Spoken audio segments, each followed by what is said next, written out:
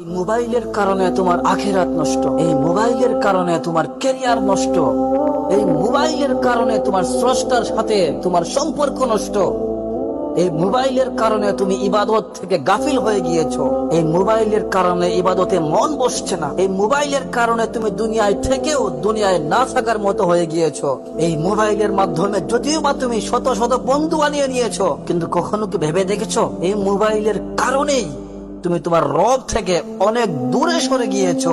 যে তুমি রাতের বেলায় 2 রাকাত নামাজ পড়তে ঘুম চলে আসতো, সেই তুমি এই মোবাইল হাতে পেয়ে রাতের পর রাত সোশ্যাল মিডিয়ায় কাটিয়ে দিচ্ছ, অথচ চোখে ঘুমের লেশ মাত্র নেই। এই মোবাইলের কারণে ইবাদতের স্বাদ অনুভব করতে পারছো না। মোবাইলের অশ্লীল ভিডিও তোমাকে মগ্ন করে রেখেছে। কখনো কি ভেবে দেখেছো জীবনে যতক্ষণ সময় মোবাইলে ব্যয় করেছো তার 100 ভাগের 1 ভাগ সময়ও কি আল্লাহ পাকের ইবাদতে ব্যয় করেছো?